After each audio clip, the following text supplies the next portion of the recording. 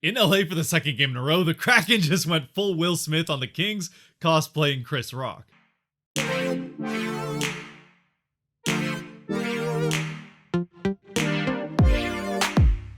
What's cracking, everybody, and welcome back to Kraken R&R, where the Seattle Kraken defeat the LA Kings in the second of two matchups in LA, 6-1. For the Kraken, and I guess the Kings as well, this was the second game in a row that the two teams met in LA in 3 days. But they couldn't have been two more different games. In the first game, the Kings pretty much handled the Kraken from start to finish, except for a few spots here and there where the Kraken were able to get some momentum. And then in this game, the Kraken picked up right where they left off, scoring in the final 4 seconds of that game to make it look a little bit less embarrassing, but coming out and slapping around the Kings, defeating them again 6-1 in an absolute blowout. And look, I still want Shane Wright as bad as any other Kraken fan, but I could definitely go for some more of this Kraken team.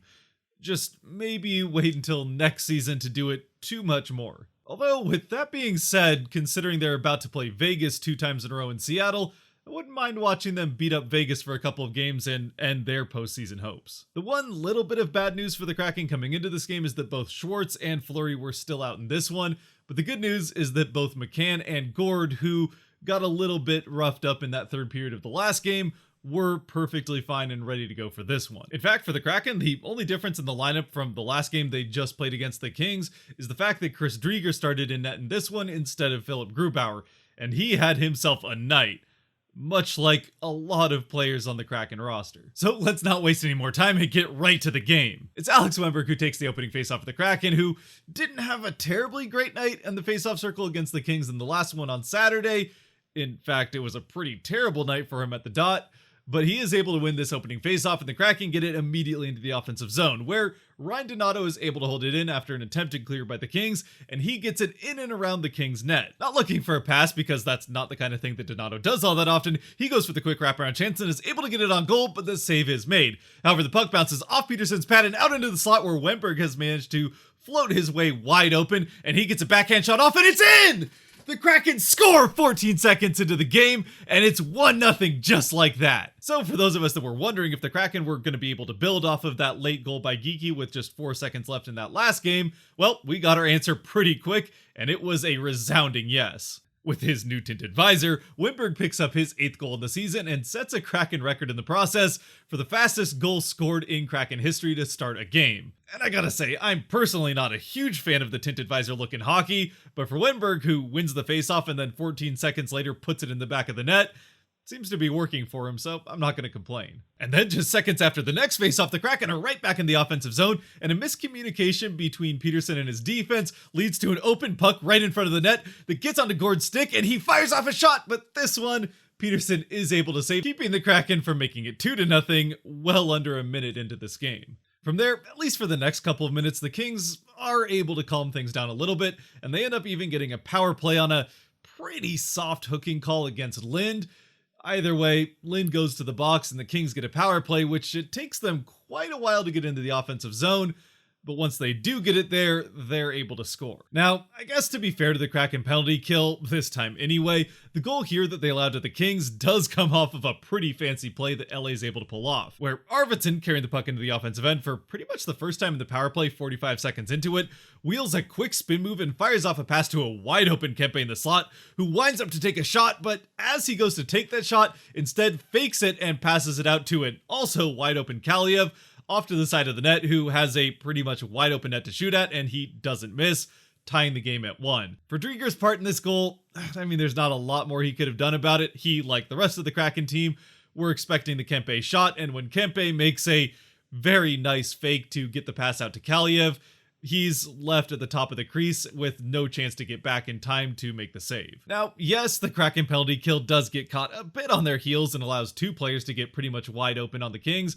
but in the end, this is just a nice play by LA that you kind of have to tip your hat to them. And really, if you're going to be frustrated about anything, it's the soft call that led to this power play in the first place. It's not so much that I couldn't see an argument for Lind being called for hooking there. It's more that it was a pretty soft call, and if this is going to be a game where the refs are going to call it that tight all game long, then fine, so be it. We saw that style of game happen in Arizona, at least it's consistent all game long. But much like the previous game against the Kings a couple nights ago, where the Kraken got a power play early on a pretty soft call, it ended up being a game where the refs let a lot of things go over the course of this game, which does make this a pretty frustrating call that Lind ends up taking, because it's just not consistent at all to how the refs called the rest of the game. Almost exactly 3 minutes later though, the Kraken just right that wrong themselves. Back in the offensive zone, Larson with the puck just fires off a random shot at the net and he scores? It's not a one-timer off a pass, it's not a slap shot, it's pretty much just a lazy wrist chip shot that he fires off at the net that somehow finds its way through everybody and past Peterson off the far post and into the back of the net to give the Kraken the 2-1 lead. And for Larson, his now 6th goal on the season to match his jersey number, and still a career high. There was some question as to whether or not Eberle may have tipped it in front of the goaltenders. The Kraken were doing a pretty good job all game long, really, of getting guys to the net and screening, which they do on this play. Part of the reason this puck probably ends up in the back of it, but no one touches it and it just goes straight in, so yeah, it is Larson's goal. Vince Dunn also gets an assist on this goal, his 2nd of the game, and the Kraken are definitely able to build some momentum off of it, really not even allowing the Kings to touch the puck for almost the entire rest of the first period, aside from some occasional icings that the Kings are able to make happen, which doesn't really help them a whole lot as the puck just goes right back into the offensive zone where it lived for the last 10 minutes of this first period. That having been said, Peterson does make some pretty big saves to keep the Kraken from making that lead even bigger going into the first intermission, where eventually we do get to the end of the first 20 minutes with the Kraken still holding that 2-1 lead and having everything going their way. Much the opposite of how things went 2 days ago. Unfortunately, the Kraken just aren't really able to carry that momentum into the second period, where it does seem like the Kings have woken up a bit into this game and, if anything, get a little bit more momentum going in their favor as the second period goes on. That having been said, it's a pretty back and forth first 12 or so minutes of this second frame where not a whole lot happens, and honestly the highlight was Brandon Tanev joining the guys in the booth on the Kraken broadcast. Though while it was fun to hear from Tanev, it was also a little bit confusing for those of us that see Tanev whenever Rask is out on the ice. And speaking of Rask, it's him and that whole new look Gord line with, of course, Gord as well as Kuhlman that get a 3-on-2 chance to finally make this second period interesting. And as they get to the net with Gord carrying into the offensive zone down the middle, Gord drops it off for Rask, who just kind of holds up and waits while Gord draws both defensemen to the net. And while both Gord and Kuhlman crash the net, once again, Seattle doing a good job of having net front presence in this game, Rask just kind of patiently waits standing at the faceoff dot, waiting for a hole to open for him to shoot at, and eventually the C's part, he fires it right down the middle and into the back of the net to give the Kraken the 3-1 lead. And for Rask, his first goal in a Kraken uniform. This shot from Rask was a much more purposeful one than the one Larson scored on earlier, but again, pretty much the same concept as that Larson goal, where the Kraken create chaos in front of the net, getting multiple guys to it and drawing the defense in front as well, which ends up screening the goaltender. In this case, Peterson is screened by his own man, which allows Rask to find that far corner and get the puck into the back of the net before Peterson even knows that the shot is coming. Of course, it also helped for Rask that the sea of players in front of the net at a certain point just part to reveal a perfect shooting lane with net at the other end of it, like he was Moses delivering the puck to the promised land. Either way, a good shot from Rask and a now multi-goal lead for the Kraken, getting into the final minutes of the second. And to Peterson's credit, who really didn't have a overly fantastic game in this one, he does come up with a huge save just seconds later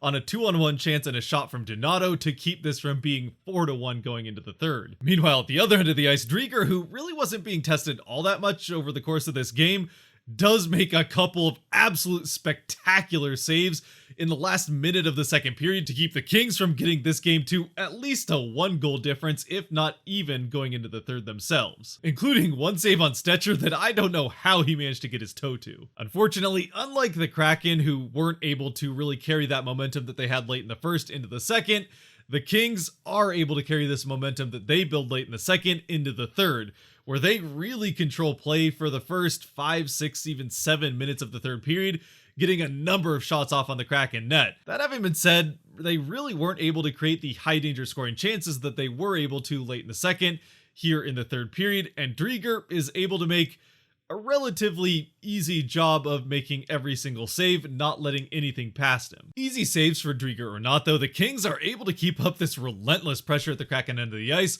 until the 7-minute mark of the third period, when eventually Mata turns a puck over to Eberle at the blue line, who gets on a free breakaway going to the other end of the ice, and as he approaches the Kings net, he fires off a shot and scores to make it 4-1 Kraken as he puts it just past the toe of Peterson and into the back of the net. For this one, Peterson does kind of let up a bit of a soft goal to Eberle. Either way, the Kraken will take it, and it's now a 3-goal lead here in the third. For Eberle, it's his 16th of the season, it's unassisted, and his first goal in 11 games. The Kings do win the ensuing faceoff, and they try to get the puck back into the offensive zone, but they're met by the stone wall of Alexiak, who had a couple of very big hits in this game, including absolutely murdering someone along the boards in the second period. Here, he's able to once again split the Kings from the puck and get it up to Morgan Geekie, and just like that, Geekie and McCann are on another 2-on-1 breakaway. It's another odd man rush for the Kraken, with Geekie carrying the puck in the offensive zone, eventually passing it over to McCann, who does bobble it at first, but puts it skate to stick, carries it up to the net, and roofs it to give the Kraken the 5-1 lead,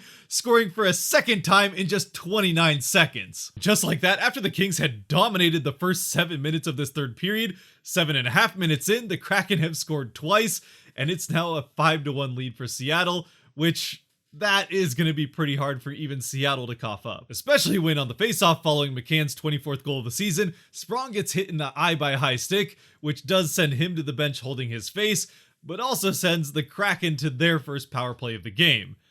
Which, again, there had been a number of things that could have very easily been called that were much more potential penalties than what Lind got called for in the first, but again, at this point it's 5-1, so it hardly matters. And now with a golden opportunity to put this game even more out of reach, it has to be said with this Kraken power play from start to finish, that was actually a pretty well played power play by the Kraken, decisively moving the puck around the offensive zone, keeping it in the offensive zone, and even getting some guys and pucks to the net.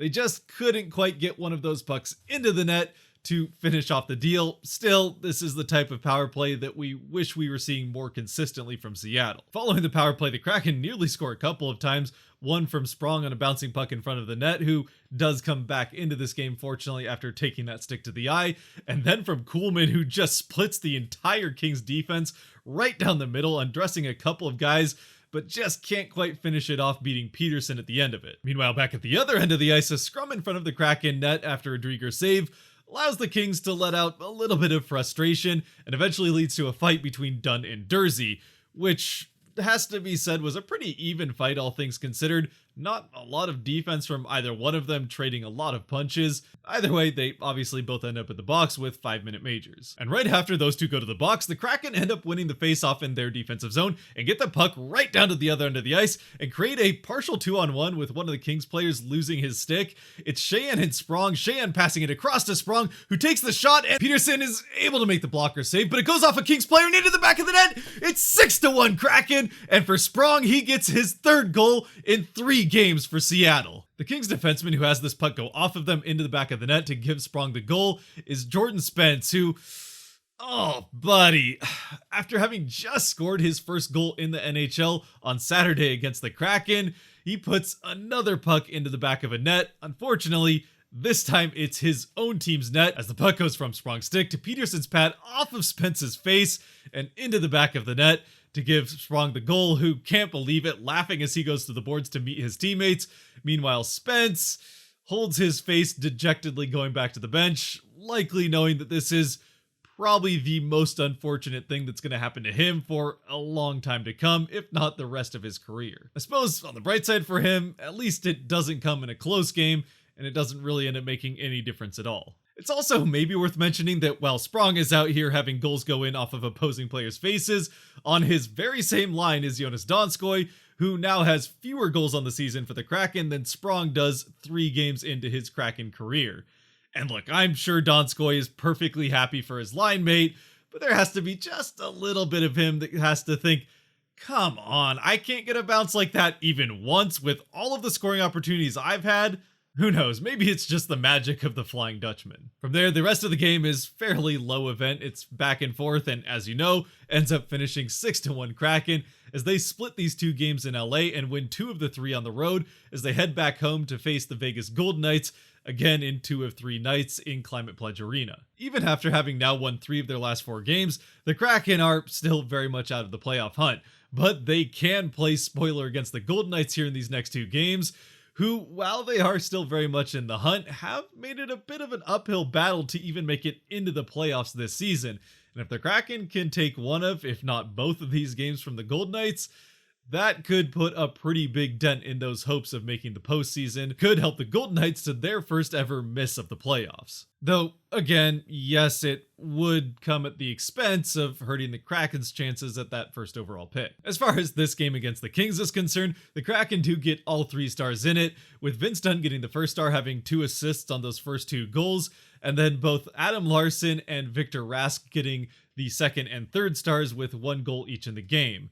Has to be said though, while 3 stars really doesn't seem like enough at all for the Kraken, they could have had 6, 7, maybe even 8 stars in this game. The one guy that I think gets absolutely robbed of a star in this one would be Chris Drieger, who stops 37 of 38 shots on way to a .973 save percentage. Sorry, that was 36 of 37 shots. Either way, he makes a lot of saves in this game, and even if a lot of them were fairly easy saves, he made a couple of pretty big ones while this game was still close at the end of the second. And of course, again, how can you not mention Sprong, who has 3 goals in 3 games for Seattle, and this time leads Seattle in shots on goal with 5, as they get a team total of 38. Another pretty high total for Seattle in the grand scheme of this season. And again, in these 3 wins that they've had in those last 4 games, that's been a theme where Seattle's gotten a good number of shots off on the opposing net, and has also done a pretty good job of getting players to the net as well, giving a better chance for those shots to end up in the back of it. There's also Jordan Eberle, who scored on that breakaway to break another goalless streak for him. Of course, Jared McCann, who puts his 24th of the season in, continuing to lead the team in that category and build on his best single season performance of his career, as well as, of course, Wemberg, who started this whole thing off 14 seconds into the game with a goal of his own. So, yeah, a lot to choose from for stars of this game for the Kraken. So, I mean, why don't you guys let me know down in the comment section who you thought the 3 stars of the game were for the Kraken, and whether or not you'd rather see the Kraken maybe lose some close games here to stay in the hunt for that first overall pick, or if maybe you're okay with them playing spoiler and beating some of these playoff hopeful teams that they're about to be facing here over this next stretch of games. But with that, I think we will call it for this one. So if you made it to this point, thank you very much for watching. If you did like or enjoy this video anywhere near as much as you liked or enjoyed the game, there are buttons for that kind of stuff down below that help support the channel. And until next time, stay safe out there, be good to each other, and go Kraken!